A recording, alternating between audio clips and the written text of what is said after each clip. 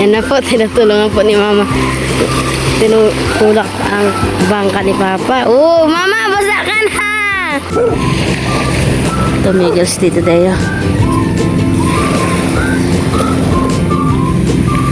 Ayan siya.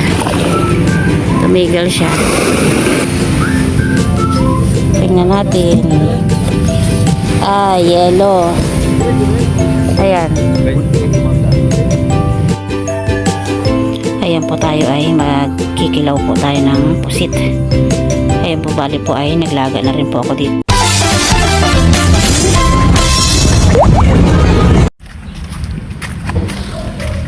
Ayan po, magandang hapon po mga katita at katito.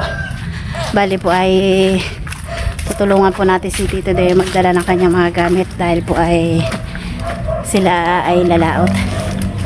Ayan po, kasama ko si James. At dala po namin yung ano, ilagay ng damit ni Tito Deo. Ayan. At siya po ay lalaot. Bali sina Tito ninyo po yata ay hindi lalaot. At si Tito Deo lang po ang lalaot. Pero marami naman po yung magiging barkada dyan. At marami din po lalaot dito sa may kabila. Ayan. Kalmada po ngayon.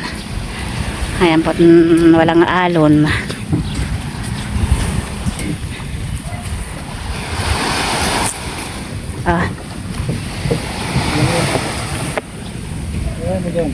Andiyan na nga. Ano siya ngayon, mababaw? Bang! Ayan po, low tide ngayon. Ayan, nasa baba yung tubig. Wala yatang lalaot dito.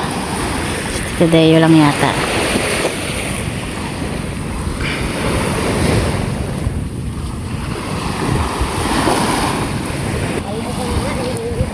Kaya po't bibili mo po na ako ng baon ni Tito Deo.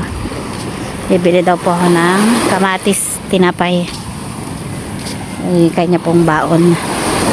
Bali, ang ulam niya po ngayon ay prito isda.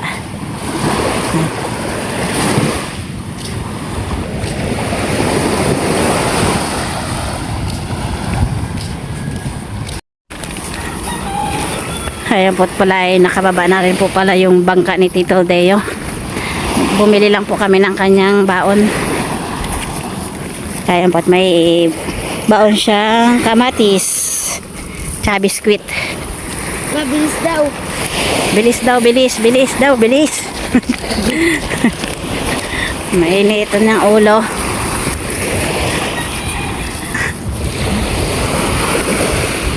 Alas 4 na yata. Alas 4 na. Ano to? Yan na po, tinutulungan po ni Mama. Tinutulak ang bangka ni Papa. Oh, Mama, basa ka na!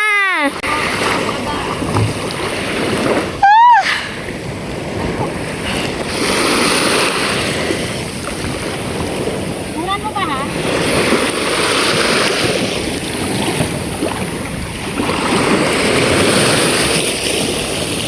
Lalim na!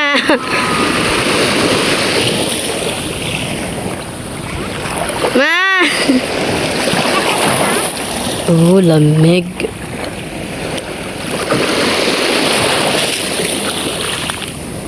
Ma! Pagkain natin yan, no? Mamaya, balutin yan ng aso.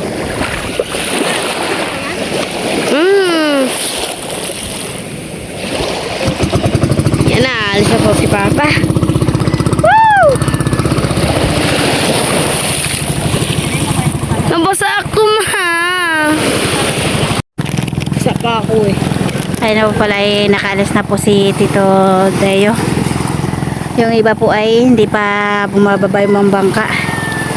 At nauna na pong umalis si Tito Deo. Ayan. Sana ay marami siyang huli bukas.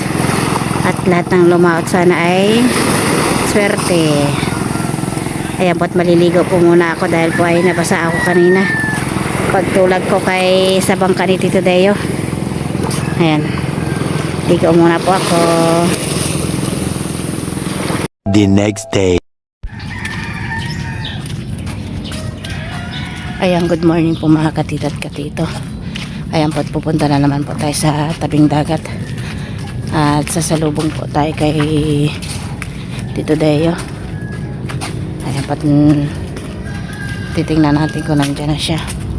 Ayan, kasama po natin si James. Ika naman nak. Wait po. Ayan po, bagong gising lang po. At ginising ko lang. Parang wala pa rin po yata si Tito Deo. Ayan. Ayan po, nandito na po kami sa tabing dagat ni James. At wala pa po si Tito Deo. Ayan. Yan po, tahimik yung ating dagat. Kaya po, ano nga, high tide. Taas na ng tubig hanggang dito. Ayan. Kaya po, pupunta po muna kami kana Tinini. Habang wala si Tito Deo ay maghihintay kami dito. Ayan. Bali, wala pong tao. Dahil kakunti lang po yung, ayun, isda, oh, isda, ayan na isda, yan, gumagalaw, yan. Wala pong tao dito. Dahil po ay kakunti lang po yung lumaot. Dito po sa satsaran po namin ay si Tito Deo lang po yung lumaot. Ayun, isda, dahil isdang lumalangoy yan.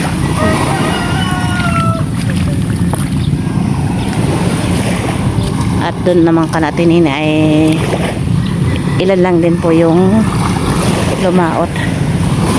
Ayan. Wala pa si Tito Deo.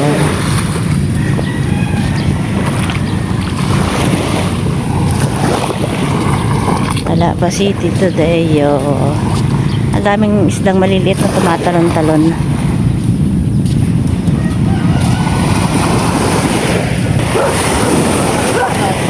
Taas ng tubig, ayan.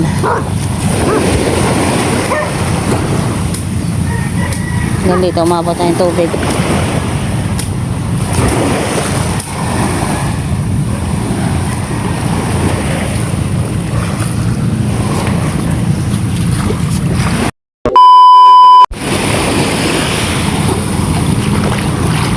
Kaya papunta na po kami sa may sarsaran dahil natatanaw ko na po si Tito Deo.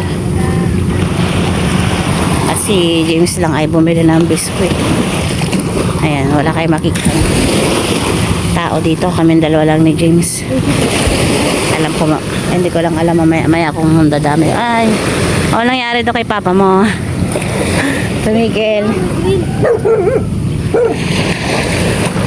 si Tito Deo. Ayan siya. Tumigil siya.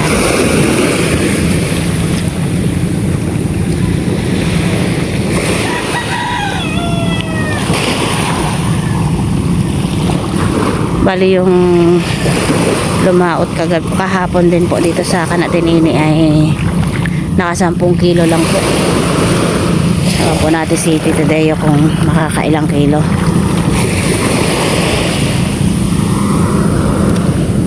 Para konti na ngayon ang ano, ang pusit.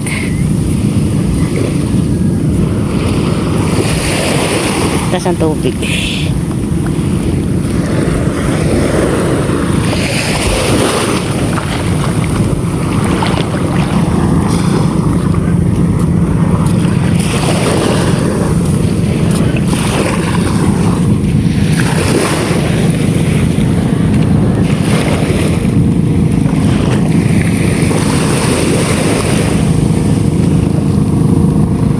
Yan na, si Tito Deo.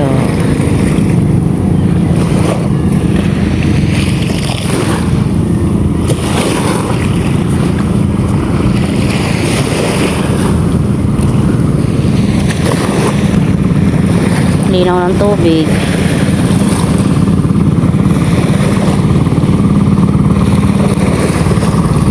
Na, si Papa. may tao na rin po palang dumating dito sa pagbubuhat. Biglang dumami.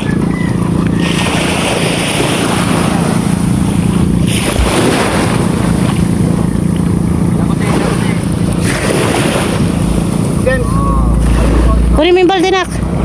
Dali! At marami na rin nagbubuhat.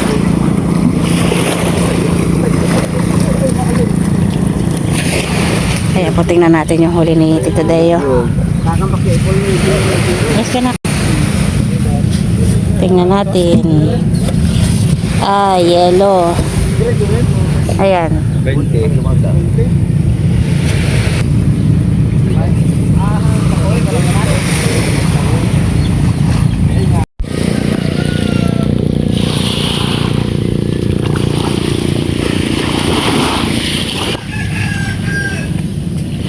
Kaya po pare-pareho po yung kaunti ngayon ang huli.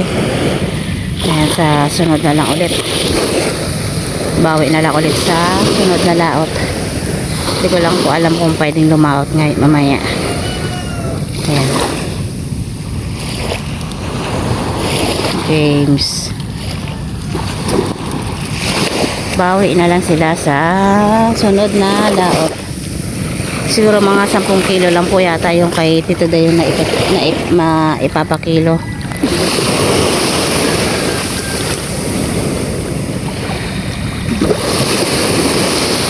Ayan po kami pauwi na. Pauwi na po kami. Uwi na kami ni James. Ayan po at mayroon po ditong naglambat. Tingnan natin kung may huli yung naglambat.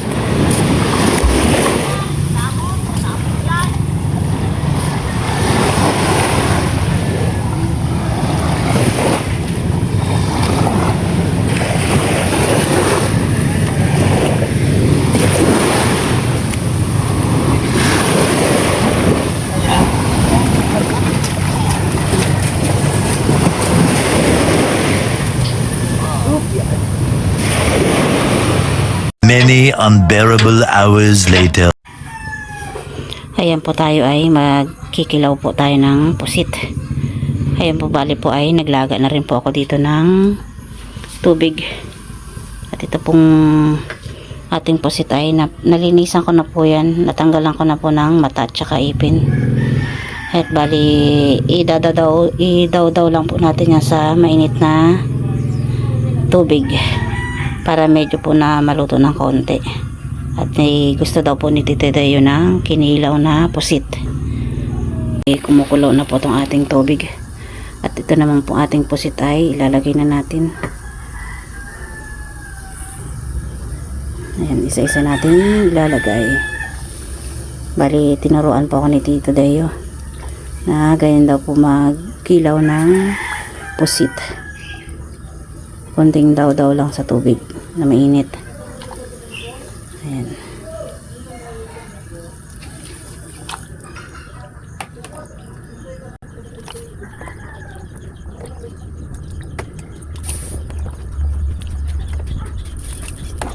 Mamaya ka nito. Pero lumiliit po yan. Pag-inan ng tubig. Kunti siya. Kasi ito po ay naglilibat po ng kanyang huling pusit. Binili lang po sa akin. Tinawalan po niya ako paano gumawa. Ayan po, tatanggalin na po natin. Ayan, lagay lang natin doon.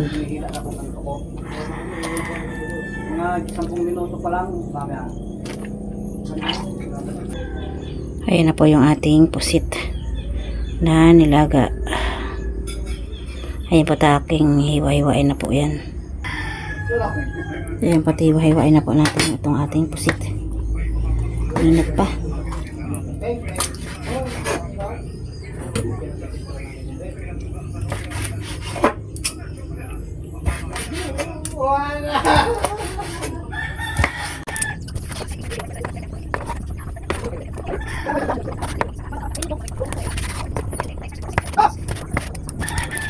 Bali ang pang-asin dito tayo. Mga po. Pangayong pang-asin dito. Parang pang-asin.